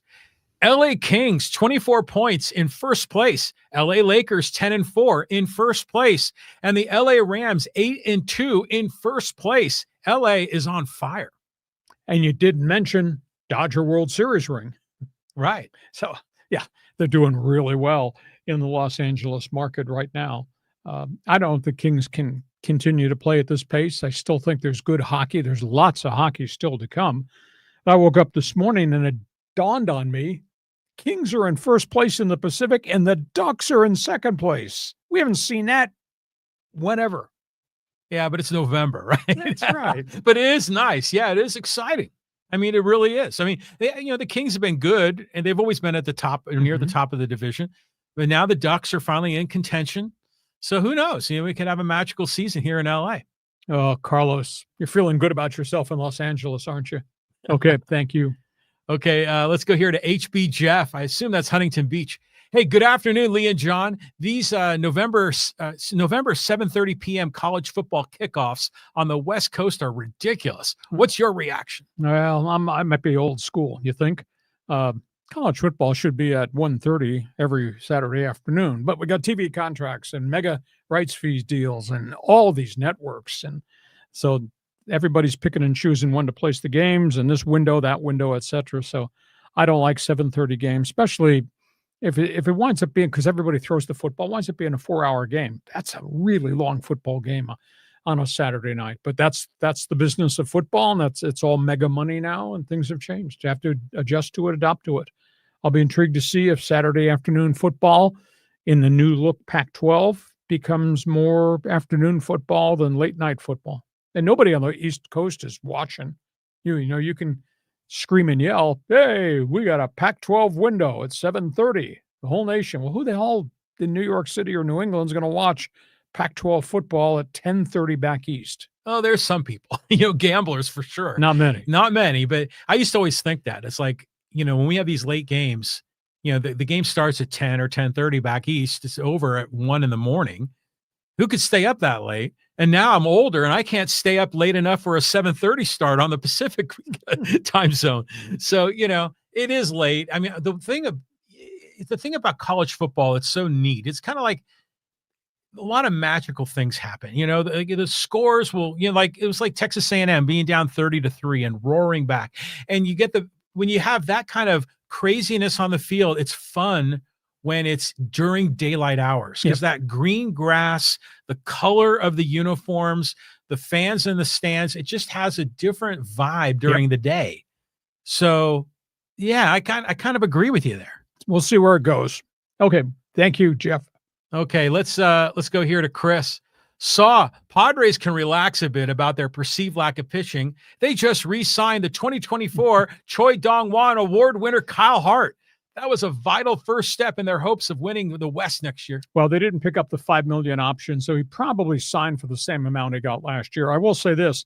He pitched well the back half of the schedule in El Paso, and then when he had the cup of coffee at the end of the season and they needed innings in San Diego, he was okay. So maybe he comes in as just kind of a setup guy and try to make the roster and stay here. But he's not a difference maker, and he's not going to be in the starting rotation. They're still woefully short of quality starting pitching, but that's what the next group of weeks going to the winter baseball meetings are going to be all about. And we'll just have to see which one of these guys they come up with. I mean, I was told about Dustin May over the weekend. I said, that's kind of interesting because May pitched well despite having 2 surgeries, he was really dominant. Then some other things happened. And then Boston took him off the roster at the end of the season because he was ailing again, but he's healthy. Verlander, I mean, that's an old war horse, but the way he pitched at the back half of the schedule for San Francisco, he can still pitch. And I think the other thing is these guys, under the A.J. Preller mode of operation, these guys would be affordable. Yeah. I mean, they're going to have to find a few affordable pieces there. And here, Kyle Hart, that's a depth piece, I think is what you can call him. So, we'll see. I mean, it's still so early. I mean, it really is. And they got a lot of other options too. I mean, Mason Miller, Morahone could be converted to starter. No, I still think that's a good idea. Michael King might come back. You never know. It's still way too early to get doom and gloom here. But as of this minute right now, I don't like our starting rotation. Not at all. I mean, this starting rotation is Nick Pivetta, and that's all we have with big-time credibility. And why would you say something negative? Well, the reality is, look at the gold standard starting pitching the Dodgers have in the World Series and compare it to this rotation here. But there's a lot of guys out there. Preller has the ability. His history has been able to find people to come in and pitch. But at the end of the day, there's a lot of other people need pitching too. There's only been one free agent signing so far. Naylor just signed to go back to Seattle. I was surprised by that. Yeah, but he was homegrown. They liked it. He liked it there. He hit well at that ballpark. But so there's only one free agent that's come off the board. There's a lot of guys out there. And I think it's going to be slow movement with pitching for a while till we get to the winter baseball meetings. And then you'll see things happen quick. Yeah. I mean, we'll see how it goes. Still early. Okay, let's keep going here. Go to Eric. The Chargers are chargering again. Oh, that was awful. And I sat there, and when I saw Justin Herbert get pancaked, and he got hit right here. I don't know whether he got hit in the jaw, but he got hit here and went backwards, and the guy on top of him. I said, he's not going to get up. Well, it took him a while to get up, and he wasn't right when he got up, and then they finally eventually took him to the blue tent, and they took him out of the game. But unfortunately, there's nothing they can do. There's no tackles. There's no players you can go get. Trade deadline's come and gone. So what you have is what you got to play with. The only thing that I'm really bothered by, and so this falls at Harbaugh's door, and at the door, Greg Roman, the offensive coordinator. The only thing you can do is you must take a tight end and make him a blocker, and you keep him in. It takes one receiver out of the pattern, but you need to help your left tackle or your right tackle, and you locate him there as an extra blocker. And that's the most important thing is protecting Justin Herbert. But they haven't done it. I mean, he took so many wicked shots yesterday and so many pressures, and I never see a formation where they got a tight end that becomes an H-back or a tight end that becomes an extra blocker at the line of scrimmage. Do it. You got to protect the quarterback. Yeah, they're in a tough spot. But do you think that when you're in this situation, it's like you say, who are you going to find off the street to come in and start offensive line for the Chargers in the NFL and go against the beasts, on the other line? Well, they traded for Trevor Penning. Yeah. Started him at left tackle, and he got killed. Yeah. And he got Herbert killed. I was really stunned at how poorly he played at left tackle. Prior to that, they'd signed Bobby Hart, ex-Bengal. If the Bengals don't want you, how good are you? And he'd been out of the league 2 years. Yeah. And prior to that, they signed David Sharp, who'd been cut 3 times by the Arizona Cardinals. There's nobody you can go get. Which is on your roster is what you got to play with, but you can adjust and help what's on your roster by changing some of your people and putting a tight end in there to block. Yeah, I mean, that's one thing. But now let's just kind of be a little bit crazy here.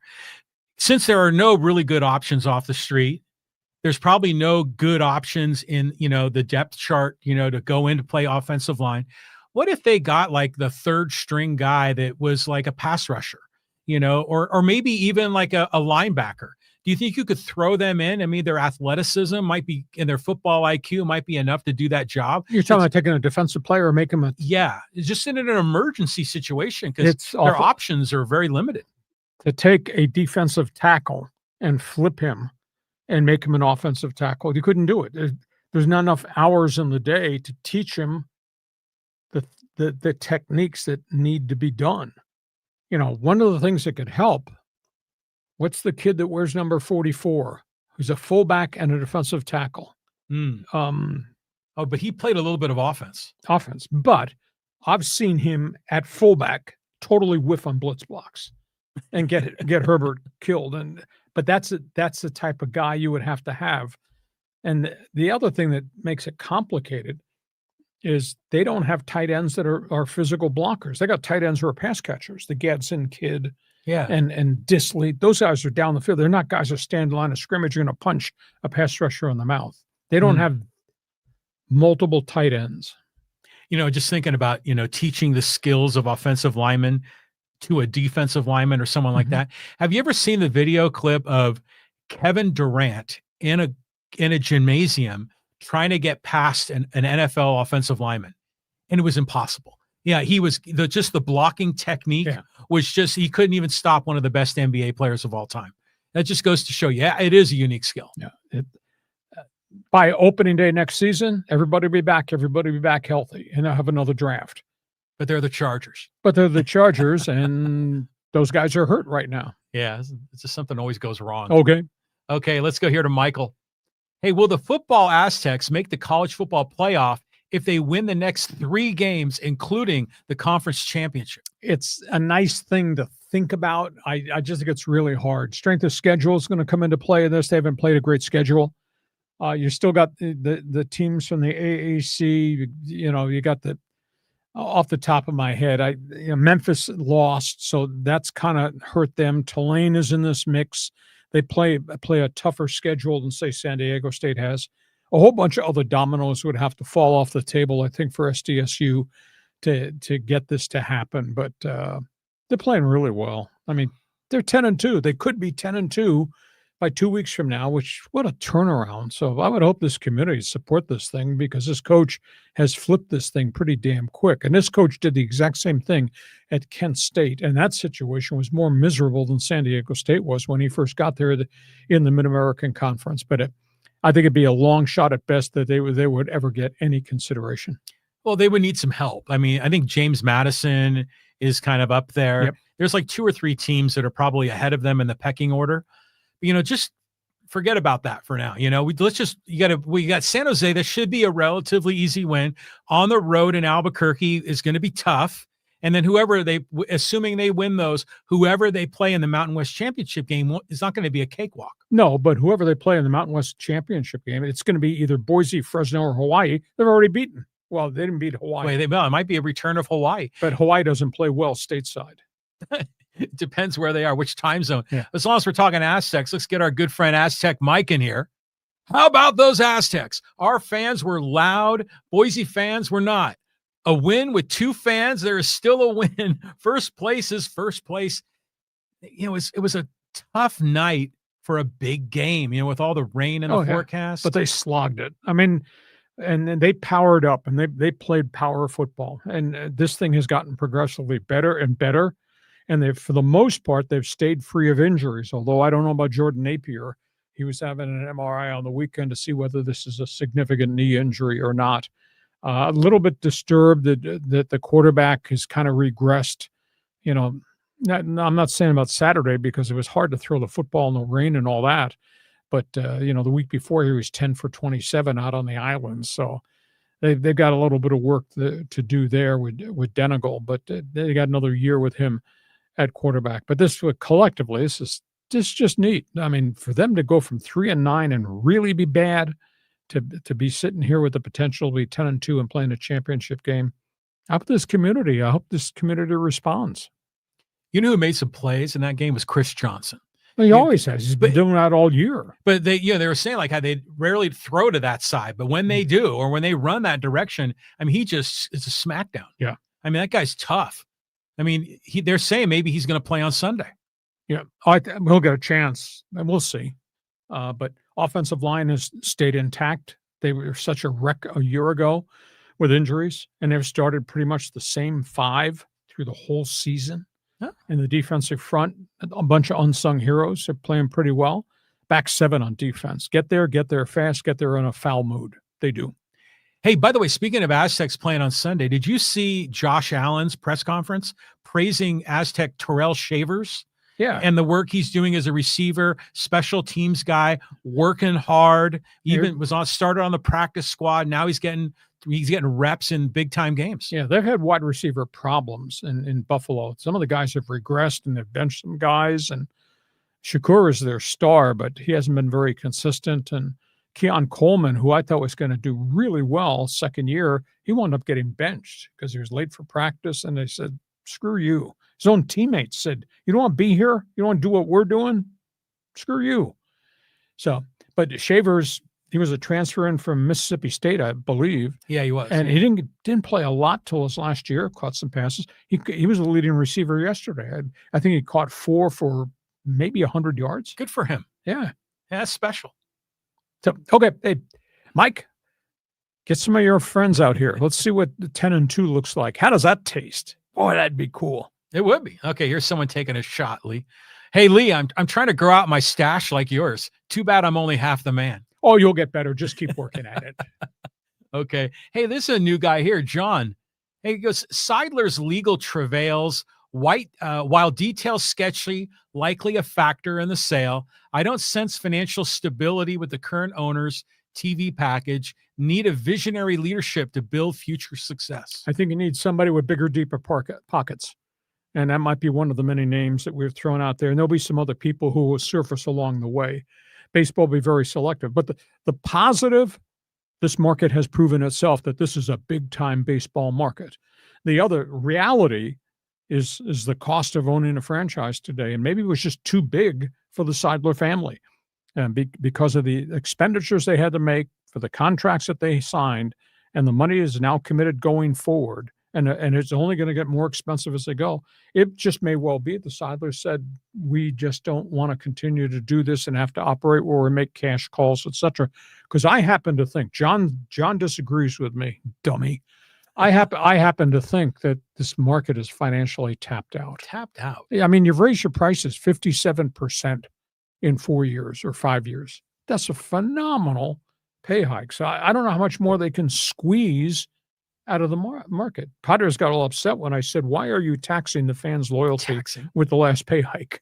Well, people are getting taxed for the stadium, but not for the team.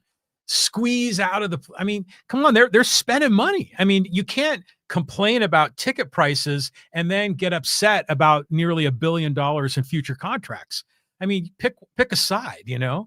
So I don't know. I mean, right now their prices have gone up a lot. It's not an inexpensive day at the park when you go down there, but you're getting quality entertainment. And by the way, even at those high prices, they're still selling out like 80% of the games. Right. So why would you assume that it's tapped out? You know, as long as they're putting a good product on the field, we know the fans will show up and they'll probably pay more. But, you know, there is some worry. If this team goes in the tank, you know, if we go backwards to the Chris D'Onofrio days, then yeah, I mean, the whole economic model just gets blown up. Okay, we'll see where it goes. We have a lot more to talk about. John, thanks for being with us as always. Okay, let's go to Casey. Hey, good afternoon, guys. Nice win by my USC Trojans over Iowa. Hacksaw, how do you see the Trojans matching up against Oregon? We had a lot of good games this past weekend. That's the game next weekend in Eugene. Troy versus the Ducks. Oregon just plays with its hair on fire at home. Autzen Stadium is a really hard place to win, yet Indiana did win there. We'll see how Maava holds up. He does not turn the football over. Are they going to be able to run the football? I mean, they've had some really good performances from the 3 different running backs they've had. They've had injury problems there too. It's going to be a great game. But boy, Oregon plays it at a much different level at Autzen Stadium. It's going to be a dandy. Oh yeah. I mean, that's a great place to watch a game. Yeah. My kids were touring to go decide which college to go to, and we went up to Eugene. We saw them play Colorado. It was just a big romp, but it rained during the game, and the fans were just loving all the rain coming down. That's a tough call. We've had varying opinions of USC this season. There's times we've been excited about him. There's times we've been disappointed about him. We were concerned about Lincoln Riley. Is he in a hot seat, or is he a genius? Well, he's got the quarterback, second-year starter, Mikael Lemon. can't be defended. He had 10 catches for 150 yards this past weekend. They're on their third running back. King Miller has really put up 100-yard games on a consistent basis. So, but all that being said, this is Oregon. It's in Eugene, Autzen Stadium. It might rain. Dante Moore has really evolved as a gunslinger quarterback for the Ducks. They're 3 deep at running back. It's going to be a big-time challenge. Yeah, 2 top 25 teams. Here we go. Yep. Okay, here's a 4-shot rapid fire from King Zoa. Justin Herbert just needs to leave LA. He's another Daniel Jones waiting to happen. Same with Kyler Murray. They both need to leave. Well, I'll disagree with you because Herbert's proven a lot. I mean, Herbert's put some amazing numbers up there, and he has shown resiliency, and he's shown leadership, and he's shown athleticism, and he's shown toughness. I don't think you can say that for those other guys. Now, Daniel Jones was a victim of just a really bad situation with the Giants. Everybody around him was hurt. Kyler Murray came from a very different offense, and his learning curve was steep. Now, he is a really good athlete, and he's made a lot of plays, but they lost all their players, and they lost the quarterback. So I think it's unfair, honestly, King, to think that Justin Herbert is in the same category as some of those other guys. Herbert he needs to have better people to protect him, because when he's healthy and he has pocket, he makes a ton of plays. You know, and I think the one statistic is out there. I think he's in his 5th year now. He has thrown for more yards and more touchdowns in the history of the NFL than any other young quarterback in his first 4.5 or 5 years. That says a lot. You can yell, well, Lee's never won a playoff game. He's 0-2 in postseason. But the reality is that's an organizational situation. This kid he's been so productive. So I can't denounce Justin Herbert. Sorry, I disagree with you on that. Everyone loves Justin Herbert. You know, all the analysts, everyone's had like a love affair with the guy.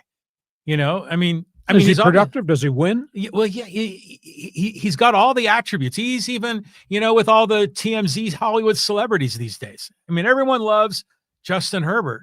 But damn it, I just wonder. You imagine if he had a change of scenery. I mean, he could be the next Jared Allen. Josh Allen. It's Josh Allen. Pardon me. Jared Allen was the Vikings guy, right? Yeah, he was the defensive end. Yeah, so it could be like Josh Allen. I mean, he could be lighting it up. But he's not going anywhere. He signed a multi-year contract extension. He's the cornerstone of the franchise. This has just been a bad year of injuries. I mean, what's happening now has nothing to do with Joe Ortiz or even Jim Harbaugh. What's happening now is they've lost all these offensive linemen, and they lost their top 2 running backs and 3 tackles. Yeah, what are you going to do, man? Yeah. I mean, that's tough. So I just hope he gets through the season without something happen catastrophic. And I mean, I thought he had a concussion. I didn't think he was going to get up after he got pancaked. Oh yeah. I mean, when that happened, I mean, he literally got lifted in the air and it was like flat. It was like a belly flop on the back with the guy on top of him. Yeah. Yeah. That was rough. Okay. Thanks for joining us, King. Okay. Some more NFL talk. Let's go here to Teamer. Hey, the Eagles defense held one of the most explosive offenses to 9 points. Fly, Eagles, fly. Eagles made all those trades at the deadline, made 4 different deals to kind of upgrade their defensive front and their back end. It's a really complete football team right now. Dan Campbell, smart guy. Dan Campbell, tough guy. Dan Campbell going 0 for 5 on 4th down conversions. That's not showing a lot of respect to Philadelphia's defense. And all he needed was a couple field goals, and the whole game looks very, very different. So, but it was a great game. Trust me, I think we'll see these guys against each other in the playoffs. Yeah, I mean, absolutely. I mean, that was just kind of a rough game to watch. You know, it was a grind. It was a grind, and it was just kind of took some mental effort to watch it and get through. But there are 2 great defensive teams doing that. Clearly.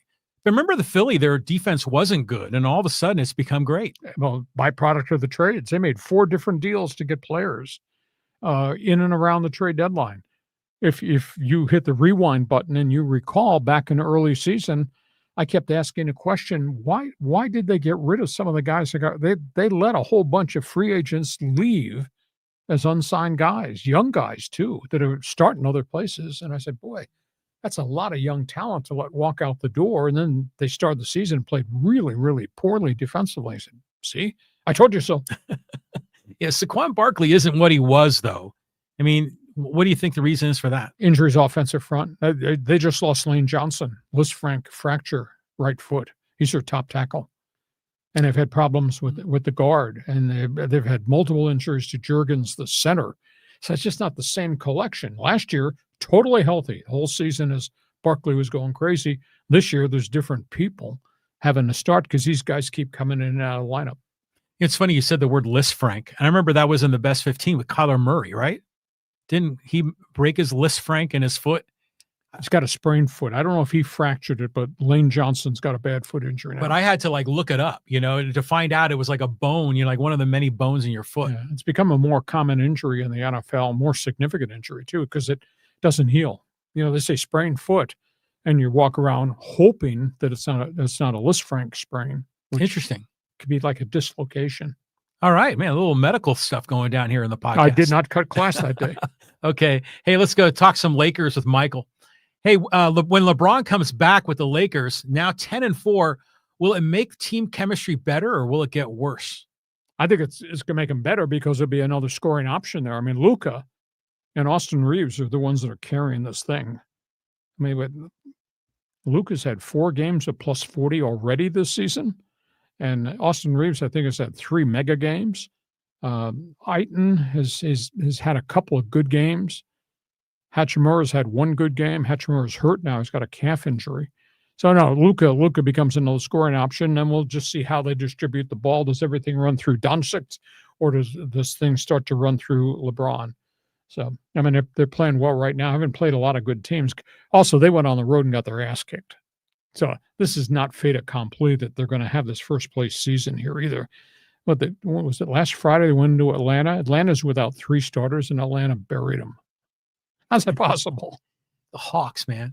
They haven't been anything really since Dominique Wilkins back in the 80s. It's been a long stretch for them. Time. And hurt. Trae Young's hurt, and he's their superstar. Well, here, I want to get some guy here taking shots, and it's Laker related. Roger says, "Go Lakers." GKG. I'm not sure who he's referring to there. Go Kings, go. Of course, he will not mention sidekick San Francisco fan, San Diego fan. Show me your lightning bolt. People taking shots here, Lee. That's okay. Probably most of them are deflected in your direction. In that case, they were. Okay. Here's go to Steven. Because I can't imagine the big market teams giving up their TV contracts without getting a majority piece of the pie and tons of incentives. Yeah, it's going to be hard to convince the Yankees, the Mets, the Red Sox, and obviously what the Dodgers have to step away or put a bigger amount into the pot. The commissioner's of the opinion, though, by the time he gets done negotiating, because there's so many streaming companies out there, that they're going to come away with a mega deal. Understand this. The demographics of baseball have changed. A lot more younger viewers. Attendance all-time high. TV ratings all-time high.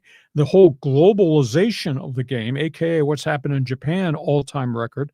So this is a different game now than it was 5 years ago, than it was 10 years ago, than it was 20 years ago, than it was when he and I watched it on black and white TV as kids. So very different time. But you got to make everybody come to the table and be willing to be a true partner. And at this point, Yankees, Mets, Red Sox, Dodgers, who all have the mega regional contracts, I don't know if they're going to do that. That's Stephen, it's a really great question that you raise. Well, the NFL must have had to come to a similar agreement. But that was before the NFL became mega. Okay. But I'm sure they probably had to make certain concessions to certain big market teams. No, because at that point, those deals were not out there. Could they make it now? No. If everybody had an independent deal. Remember, the TV contracts that are all equally shared now, those things were put in place in the 50s and 60s by the legendary owners, the Art Modells of Cleveland, the guys that created the Monday Night Football and the TV network relationships.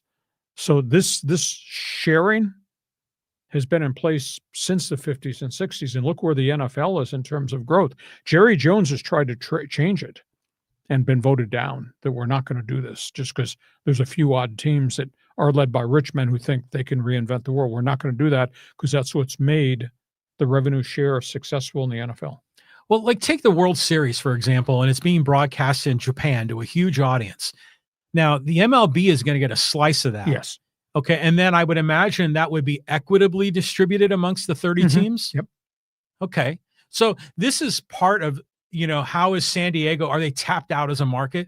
This is other ways that San Diego can get like kind of what they call green revenue or new revenue that can come in the door. Yeah, but it's a smaller amount of money. But it's still, there's possibilities here to the pie, the San Diego pie for the market, I think can grow still. Is it going to double or triple? Probably not. But it's not necessarily we're at peak revenue. Here's the issue. The Dodger TV contract, I think, is worth something crazy. $230 million a year. Yeah, yeah. So if the Dodger TV network, just like the Yankees, Mets, and Boston, if that thing is worth $230 million to them, and the Padres are getting $30 million from MLB as part of giving the rights over after the collapse of the regional networks, that disparity is not going to change. And I don't care whatever else creatively baseball does. The Dodgers are getting what the Dodgers are getting. I think the Yankee number is $330 million a year in TV rights from Yes. Right. Yeah, I mean, those you just can't compare with those teams. But if you would assume, like on a relative basis, the LA market, is it 8 times bigger than the market we have here? Yep. Wow, that's nuts. They're going to find a way to figure something out here. It's not. I mean, you're kind of painting a picture that this is as good as it's ever going to get, and I don't necessarily agree with that. Well, Manfred wants to change the structure of the economics of baseball, which would make it more balanced, but he can't change what the Dodgers get in TV revenue or the Red Sox are getting. Right. So we'll see. We'll see where it goes. I just happen to think, I talk to a lot of baseball people, and I happen to think this market financially is hit as much as it can give financially. I mean, we're what, 3.5 million. That's who we are. Yeah. Yeah. Well, they need to build more housing, which is a whole separate problem in San Diego. But if they did, the population here could increase quite a bit. Okay, we move on. Let's do a couple more here. Okay, let's go to our friend John. He goes, I can understand the Seidlers looking at what the Padres and San Diego needs and thinking that they don't have what it takes to run the team. Mark Cuban did the same thing when he sold the Mavericks. He doesn't think he should have to navigate them to success any longer and sold them to someone who might be able to. I think the Seidlers came to a similar conclusion and can hopefully get the team into the hands of someone who can get San Diego a championship. Well, I think the economics played a role here. If they came out and said, Hacksaw, we just don't think a private family can own a franchise in Major League Baseball with all the cost it takes to operate this franchise, with the economics getting bigger and bigger and bigger. They made multiple cash calls 2 years in a row because they needed to be able to pay their bills. That's hard. So, I mean, they have $450 million in debt, I was told. So that's got to be paid off. But you get somebody with deep pockets, an entrepreneur with baseball background, anything is possible. The biggest positive is this market has shown it's a great baseball city now. And it took a winner, and it took Seidler, and it took Preller's creativeness with the talent he stockpiled to prove that point. So, well, I mean, imagine if John Seidler decided to retain the asset, and we know he's not a baseball guy, doesn't really have a passion, doesn't want to win one for San Diego. He just wants to make money. I wouldn't want him as the owner. I want an owner that's in, that's bought in. Now, whether they dig into their pocket like Peter Seidler did, I mean, that was fantasy land that came true. But you want an owner that's in it, that is committed and is emotionally there with you. So if that's not John Seidler, then fine. Then turn the page, get someone new in here. And, these days, it's a celebrity business. Yep. So you're not going to get some bean counter. You're going to hopefully get someone that has a little bit of like flash and, sex appeal to make this an exciting situation. Well, the man with flash and dollars in his pocket, is he going to buy Miami or Tampa or the Pirates or San Diego? Track record, Padres, Petco Park. Yeah. Yeah, stone's throw from Hollywood. Exactly. Yeah. Okay, thank you. Okay, let's keep going, and let's talk a little Dodgers with Bill. He has opinion on Fernando Valenzuela for the Hall of Fame. He has remarkably identical numbers to members Jack Morris and Catfish Hunter. It was a huge argument when Jack Morris was up as to whether he should get in, because he pitched so many years and he was dominant and he was good, but he wasn't overwhelming, but he was there. Same thing with Catfish. Fernando had 9 I think in the course of his career, had 9 really great years. So does that warrant him? He did not have 200 wins. I think it was 177. Pitched a ton of innings. Do you give him bonus points, though, because he revitalized the culture of baseball vis-a-vis Mexico and the fans and the Hispanics? Does that count into the equation? I don't know. It's going to be a very, very interesting debate. Well, he easily should be in. I mean, you talk about like how many he pitched for 9 years. He had 9 great years. 9. Well, how many great years does Sandy Koufax have? Mm-hmm. Like 5? And we're not going to say that makes him ineligible for the Hall of Fame. I think Fernando is an easy decision. And all of the Fernando mania and everything went with all the cultural impact that he made. Bonus points. Those are bonus points. But I think on his numbers alone, he deserves it. And in my opinion, Jack Morris and Catfish Hunter both deserve it as well. I don't think you need to have the bar to get in to be like impossible or near impossible. Some of these guys, like, I mean, granted, they're borderline cases, but they're all 3 of these pitchers should be in. Again, it then defines the big question. Cooperstown, the Shrine, is it for the greatness or just for good players too? Well, guys like Don Sutton, you're talking about Dodgers, I would say he was good but not great. 22 years. Yeah, he was a longevity guy. There are other players I think of that are good but not great, like local guy here, David Justice. Mm-hmm. I think great career, but not Hall of Fame great. There's always going to be some of those guys on the bubble. Okay, let's do one more call here before we wrap this up. One more call. Get those lines lit. Okay, let's see who we have here. And, just a follow-up from Bill. Hey, is Peter O'Malley part of the owner of the Padres? No.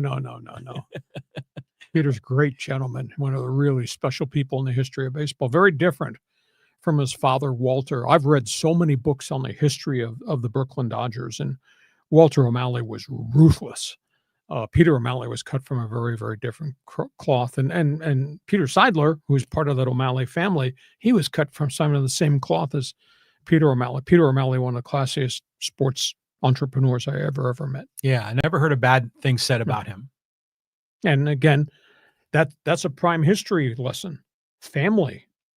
Business of baseball got too big for the family, and they elected to step aside. It's no longer a family ownership game. But now, remember, it was owned by Fox Sports for a while, the Dodgers. Mm-hmm. But now it's the Guggenheim. But is it the same as the Guggenheim building that's in New York City? I think so. Or somehow related to that name? I think it is all part of that whole investment. What did the Guggenheims make their money in?